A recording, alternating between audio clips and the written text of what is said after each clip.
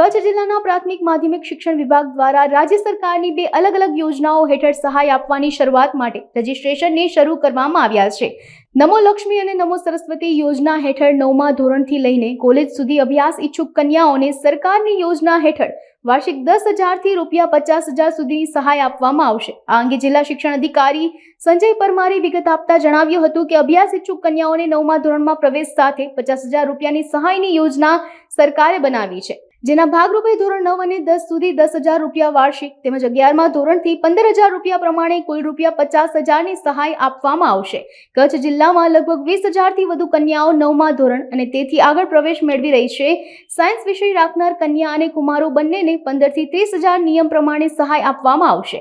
ઉપરાંત ખાનગી શાળાઓમાં અભ્યાસ કરતી કન્યાઓના વાલીઓની આવક 6 લાખથી ઓછી હોય તો તેમને પણ આ યોજનાનો લાભ મળવા પાત્ર રહેશે।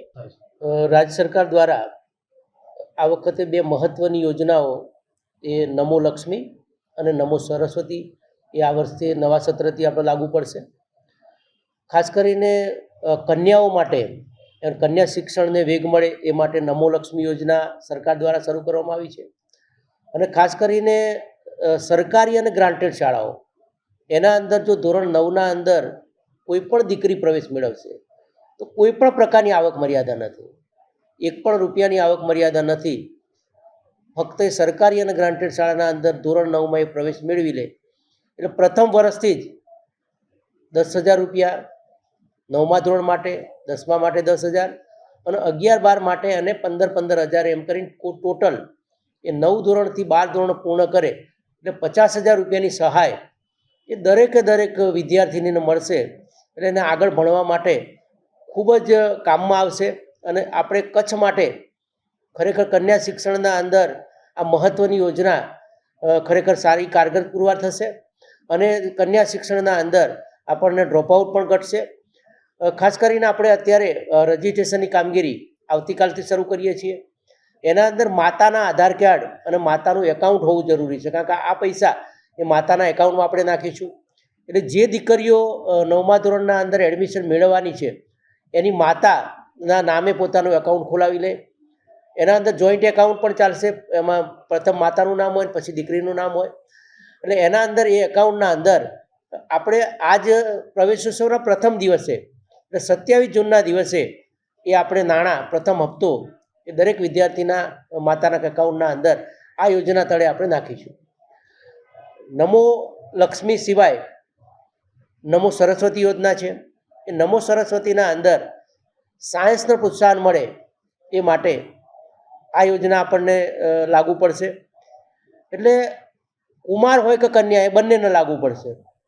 કોઈ પણ વિદ્યાર્થી એ સરકારી અથવા ગ્રાન્ટેડ શાળાના અંદર સાયન્સમાં પ્રવેશ મેળવશે તો એને પણ આ યોજના તળે 15,000 થી 30,000 રૂપિયા એના અકાઉન્ટમાં જમા થશે।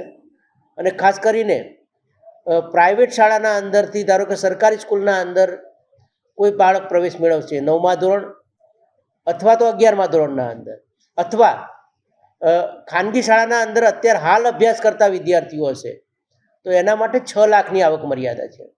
એટલે ધારો કે 9 થી 12ના અંદર આ યોજના માટે નમો લક્ષ્મી માટે દીકરીઓ માટેની યોજના છે અને એના અંદર જો વાલીની આવક 6 લાખ કરતાં ઓછી હશે તો પ્રાઇવેટ સ્કૂલના અંદર વિદ્યાર્થીની ભણતી હશે તો પણ આ યોજનાનો લાભ મળશે।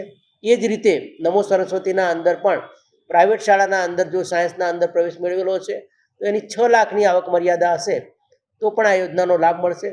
એટલે દરેકે દરેક વાલી સુધી આ માહિતી જાય અને દરેકે દરેક 8મા ધોરણના અંદર પાસ થયેલી દરેક દીકરી એ 9મા ધોરણના અંદર પ્રવેશ મેળવી લે।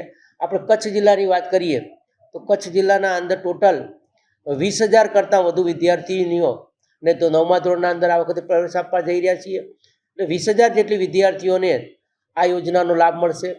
ખાસ કરીને આપણે 27, 28, 29 દરમિયાન એ આપણે 9મા ધોરણના પ્રવેશની સાથે ધોરણ 11ના પ્રવેશની પણ આપણે કામગીરી આપણે કરીશું અને ખૂબ સુંદર માહોલના અંદર આપણે આ યોજના આવતીકાલથી શરૂ થઈ રહી છે અને એના રજિસ્ટ્રેશનની કામગીરી પૂર્ણ કરીશું।